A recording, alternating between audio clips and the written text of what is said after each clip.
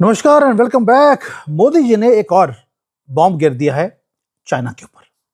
उन्होंने बोल दिया कि यार एशियन नेटो हमारे पास होना चाहिए अगर हमने चाइना की गेम को खत्म करना है। अब ये क्यों बोला जा रहा है, उसके दो तीन रीजंस हैं और मैं सारे रीजन आपके सामने रखूंगा। पहली बात, पूरी दुनिया में आग लगी है। तीन सुपर पावर्स हैं जो हेडलाइंस बना रही हैं हर रोज। वॉशिंगटन ने वेनेजुएला के प्रेसिडेंट को उठा लिया। रशिया दूसरी पावर है, उसने यूक्रेन में गंद डाला हुआ है। और बेजिंग है, जे बेजिंग तो आपको मालूम है हंगरी है। कभी बोलता है कि मुझे ताइवान लेके जाना है, कभी बोलता है साउथ चाइना सी मेरा है, कभी बोलता है भारत के अंदर सारा नॉर्थ ईस्ट मेरा ही है। यानी कि तीन सुपर पावर्स हैं, एक ही रूल है, माइट इज राइट। ये चल रहा है। और इसके बीच में अगर आप देखें तो एशिया कहां बैठा है? एशिया एक्सपोज्ड है, वनरेबल है, अकेला है, क्योंकि ये इकट्ठे होकर काम करते ही नहीं है। भाई यूरोप के पास नेटो है, सारी कंट्रीज मिलकर काम करती हैं, और एशिया के पास कुछ है ही नहीं, ठंडन गोपाल। इसलिए एक टेरिफाइंग क्वेश्चन है कि अगर आज चाइना ने सोच लिया कि वो अरुणाचल को लेके जाएगा, चलिए पहले भी सोचा था, हमने आंखों में आंखें डालकर उनको पीछे कर दिया, लेकिन फिलीपींस है, छोटा सा कंट्री है। अगर बीजिंग फिलीपींस को अटैक कर देगा तो उसको बचाने के लिए कौन आएगा? कोई भी नहीं। अगर चाइना ने बोल दिया कि ताइवान को लेके जाएगा, उसको ब्लॉकेज कर दिया, उस ब्लॉकेज को तोड़ेगा कौन? कोई भी सामने आने की कोशिश नहीं करेगा। दैट मीन्स एशिया की सारी countries, we are sitting ducks, और हम सिर्फ वॉच कर रहे हैं कि ये सारे की सारी स्पार्क कभी हमारे घर में ना आ जाए और हमारे घर में आग ना लग जाए। और इसके लिए हम कुछ कर ही नहीं रहे थे, इसलिए अब सब कुछ चेंज करना जरूरी है। और एक विस्पर है छोटी सी, जो अब एक दहाड़ की तरह it is turning into a roar. एक सीक्रेट प्लान है जो सब कुछ शेप कर देगा, सब कुछ चेंज कर देगा। और ये प्लान है to shake the foundations of the world. एक अलायंस को बनाया जाए जो फोर्ट्रेस की तरह काम करेगा, वेस्ट के लिए भी और चाइना के लिए भी। और इसका नाम है एशियन नेटो। मुसलमानों ने अपना नेटो बनाने की कोशिश की है।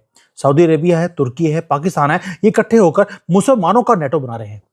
मोदी जी ने बोला कोई बात नहीं, तुम वहां पे बनाओ, हम एशिया का एक नेटो बनाते हैं। और सेंटर में मोदी जी लीड ले रहे हैं इसके लिए।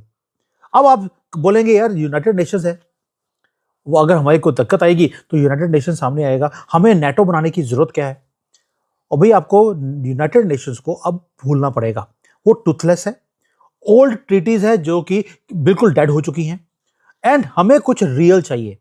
अगर आप यूरोप की तरफ देखते हैं, उन्होंने एक नेटो बनाया हुआ है जहां पे 32 कंट्रीज, अगर किसी एक के ऊपर अटैक हुआ वो 32 के 32 आपके ऊपर अटैक करेंगे। यानी कि आप उनको टच नहीं कर सकते, बिकॉज वो इकट्ठे मिलकर लड़ाई करते हैं। इसको बोलते हैं पावर, इसको बोलते हैं सेफ्टी। एशिया के पास कुछ था ही नहीं। हमारे पास हाँ, आपस में एक दूसरे के साथ ट्रेड डील्स हमने साइन करी हुई हैं, हमने हैंडशेक किया हुआ है। लेकिन आप जब युद्ध होगा तो हैंडशेक जो है वो आपको बचाएगा नहीं, क्योंकि हैंडशेक के लिए मिसाइल्स चाहिए। वो मिसाइल्स आप इकट्ठे मिलकर लड़ते नहीं हैं। और चाइना ने क्या किया? चाइना को मालूम है कि आप सारे अलग अलग हैं, और यही स्ट्रेटजी थी चाइना की। उन्होंने वो कभी पाकिस्तान को सपोर्ट करता है, कभी बांग्लादेश को, भारत को कभी किया नहीं। उधर से थाईलैंड को सपोर्ट नहीं किया, लेकिन कंबोडिया को कर दिया। फिलीपींस को नहीं किया, वियतनाम को कर दिया। वो हमेशा डिवाइड एंड कॉन्कर का काम करता है। वो पिकअप करता है वन साइड, और उसको लगता है कि मैं एक एक कर कंट्रीज को लेता रहूं। पहले तिब्बत ले गया, फिर हांगकांग ले गया, अब उसका नजर है समंदर के ऊपर, कभी अरुणाचल के ऊपर, कभी लद्दाख के ऊपर। और हो सकता है कल को वो बोले केरला भी मेरा हो गया, कोई बड़ी बात नहीं है। और ये जो स्लीपिंग जायंट है एशिया का, अब वो वेकअप हो रहा है। साथ में एक और हैरानी की बात है, अभी जर्मनी का चांसलर भारत में आया था, उसने भी हिंट कर दिया कि वो भी आपके एशिया का जो नेटो है उसका पार्ट बनने वाले हैं। They have offered themselves. France ने बोल दिया कि यार this is something very good. अगर ये बनता है तो जो वेस्ट का जो यानी कि जो अमेरिका की हेजेमनी है उसको भी तोड़ने में ये मदद करेगा। नाम दिया गया इंडो पैसिफिक। अब इसके अंदर अटलांटिक वर्ड भी जोड़ दिया गया है, यानी कि यूरोप के नेशंस भी इसका पार्ट बनना चाहते हैं। अब ये सिर्फ एक मैप की बात नहीं रही, ये बैटल ग्राउंड बन गया है।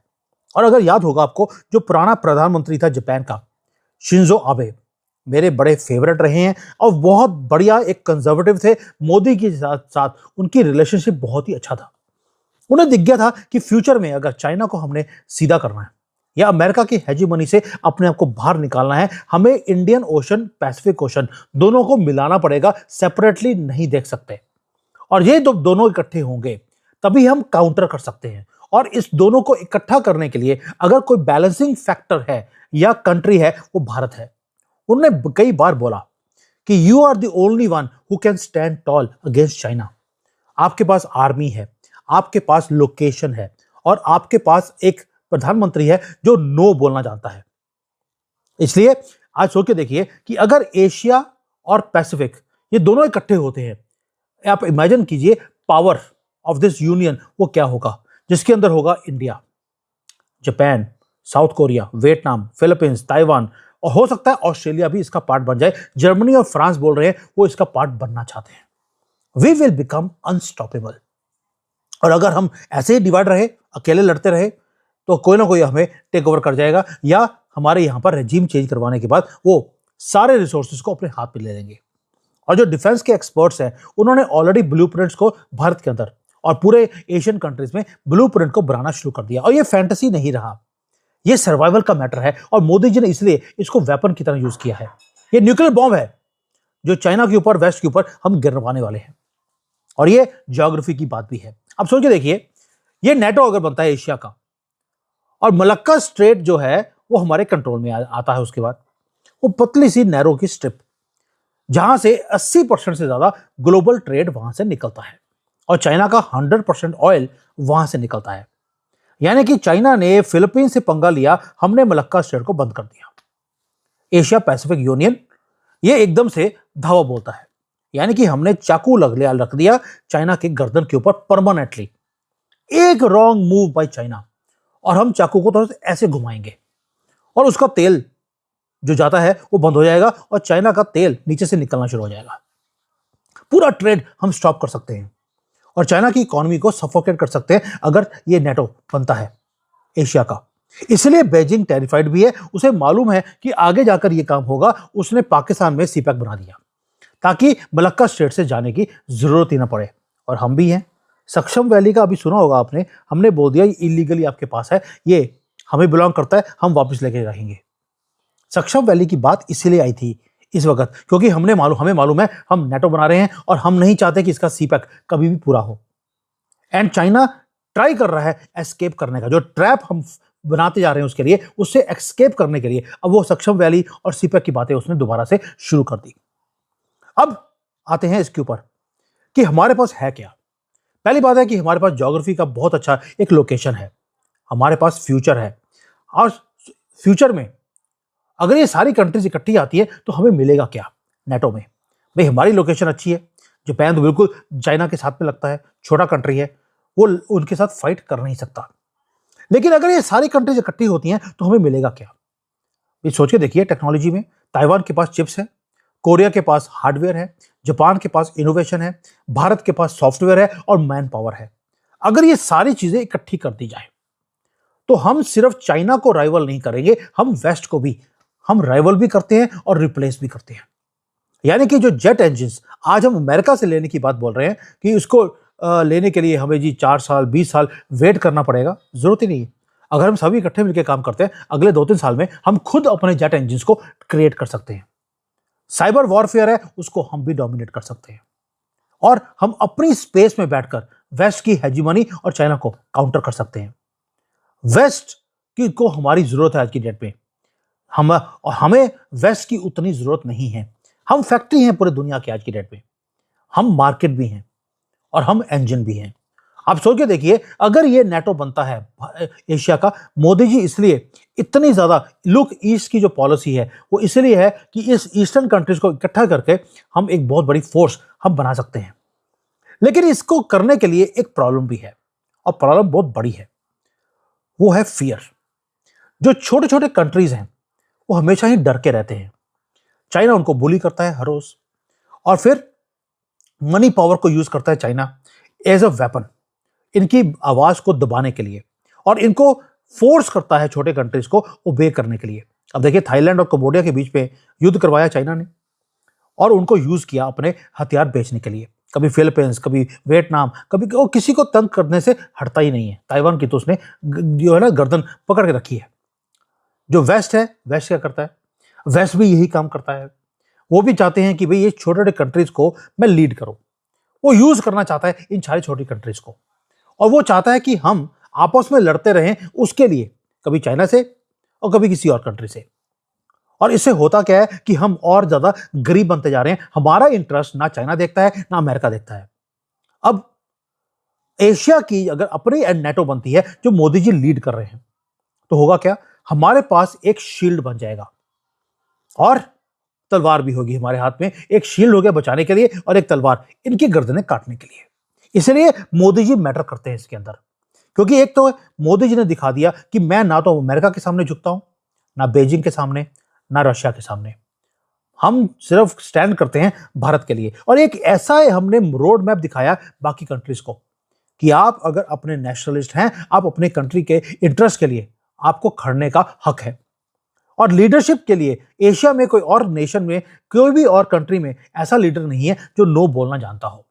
इसलिए उनको अगर लीडर चाहिए, उनको चाहिए जो स्ट्रांग भी हो, फियरलेस हो, नेशनलिस्ट हो, ऑटोनोमस हो। इसलिए सबने मोदी की तरफ देखना शुरू किया है और मोदी जी इस मौके का फायदा उठा रहे हैं, क्योंकि उसका रीजन भी एक और है। जो घड़ी है टिक टिक कर रही है इस वक्त बहुत तेजी से, और अब ये सेमिनार्स में जाकर काम नहीं बनेगा या यूनाइटेड नेशन में जाकर स्पीच करने से काम नहीं बनेगा, और ये पेपर के ऊपर पॉलिसी नहीं है। ये रियली अब हमें बनाना पड़ेगा। This is need of the hour, क्योंकि घड़ी तेजी से चेंज हो रही है।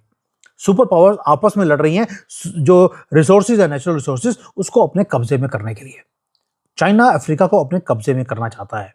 अमेरिका लैटिन अमेरिका को, जो साउथ अमेरिका है, उसको अपने कब्जे में करने की कोशिश कर रहा है, इंक्लूडिंग ग्रीनलैंड। और हम सिर्फ इनकी शक्लें देखते रहेंगे या हमें भी कुछ करना पड़ेगा? इसलिए अब गवर्नमेंट ने सोच लिया कि हमें एक्शन लेना पड़ेगा। अब सिर्फ बातें करने से अब काम नहीं होगा या कोई ट्रीटी साइन करने से काम नहीं होगा। अब जॉइंट नेवीज क्रिएट करनी पड़ेगी, जॉइंट पेट्रोल्स करने पड़ेंगे, यूनाइटेड कमांड सेंटर हमें बनाने पड़ेंगे। और ये जो मूवमेंट है इस वक्त, अगर अभी नहीं किया तो ये बुलिंग जो है, कभी चाइना की कभी अमेरिका की, ये बंद नहीं होने वाली। क्योंकि जो बुली आदमी होता है, जो स्ट्रॉन्ग कंट्री है, वो हमेशा ही वीक कंट्री को वो दबाता है, और ये अटैक करने से बंद नहीं आएंगे, ये बाज नहीं आ सकते। इसलिए हमें ही यूनाइटेड खड़ा होना पड़ेगा। आज यूरोप है, उन्होंने नेटो बनाया हुआ है, कोई उनकी तरफ युद्ध करने की सोचता भी नहीं है। और यही रीजन है कि अगर ये एशिया का नेटो बन गया, ये काम भी करेगा, क्योंकि हमारी जरूरत भी है, डर भी है, और हमें यूज किया जा रहा है। अब डेमोग्राफी देखिए, हमारे पास क्या है, यूथ हमारे पास है, एनर्जी हमारे पास है, फ्यूचर एशिया का है, वेस्ट का नहीं है। And we can claim it only if we become united. And एक तो तरीका ये है जो मोदी जी बोलते हैं, यूनाइटेड रहेंगे हम एशिया की सेंचुरी बना सकते हैं। दूसरा है कि हम अलग अलग रहें और विक्टिम बने रहें, और हम देखते रहेंगे कि चाइना बॉर्डर्स को इंक्रीज करता रहेगा, या दूसरी तरफ है ये यूएसए है, वो हमारे साथ गेम्स प्ले करता रहेगा और हमारे फ्यूचर को खत्म करता रहेगा। या हम इकट्ठा हो जाएं और इकट्ठे हम राइज कर सकते हैं। इसलिए मोदी जी कभी ग्लोबल साउथ की बात करते हैं, कभी ईस्ट लुक ईस्ट में ईस्टर्न कंट्रीज को इकट्ठा करने की वो बातें बोलते हैं। और हम लाइन क्रिएट कर सकते हैं ओशन में कि ये लाइन हमारी है, अगर किसी ने इसको क्रॉस किया तो आपका फ्यूज हम उड़ा सकते हैं। इसलिए ये नेटो के ऊपर मोदी जी ने काम करना शुरू कर दिया। ये शील्ड है जो हमें बचा के रखेगी वेस्ट की दादागिरी और चाइना की एक्सपेंशन पॉलिसी से। अब इसके ऊपर वेट करने की जरूरत नहीं है, अब ये सोचने की जरूरत नहीं है कि पहली मिसाइल कौन छोड़ेगा। चॉइस हमारे पास है, ये मोदी जी ने ईस्टर्न कंट्रीज को बता दिया। ऐसे नहीं है कि जर्मनी और फ्रांस भी इसका पार्ट बनना चाहते हैं, जबकि वो तो यूरोप में बैठे हैं और नेटो का पार्ट है। दे आर सेइंग कि एशियन नेटो में वो एंटर करना चाहते हैं। क्यों? उसका रीजन क्या है? उसका रीजन है हमारे पास मार्केट है, हमारे पास टेक्नोलॉजी है, हमारे पास मैन पावर है, और ये सारी एशियन कंट्रीज के पास रिसोर्सेज की कमी नहीं है। अगर ये इकट्ठे हो जाए तो अब नेटो की कंट्रीज बोलेंगी हम नेटो का पार्ट नहीं बनना चाहते, हम एशिया का नेटो का पार्ट बनना चाहते हैं। मोदी जी ने सब कुछ देखकर ही ये सारा नेटो का प्लान बनाया है। अब आगे आगे देखिए, जैसे जैसे ये आगे आएगा एक्चुअल प्रैक्टिस में, उसके बाद देखना पता लगे अमेरिका ने बोल दिया मैं आपके नेटो का पार्ट बनना चाहता हूं, भाड़ में गया यूरोप का NATO. And this is a game changer. अब इसके ऊपर मैं नजर रखी हुई है, जैसे इसके ऊपर कोई और न्यूज आएगी then I will tell you. और इसकी खबर चाइना में फैल रही है कि भारत जो है वो एशिया का नेटो बनाना चाहता है चाइना के खिलाफ। आप सोच सकते हैं कि दर्द कहां तक हो रहा है, और इंडियन मीडिया क्या उसने इसको कवर किया? मुझे आपसे पता है। Thank you. जय हिंद, वंदे मातरम।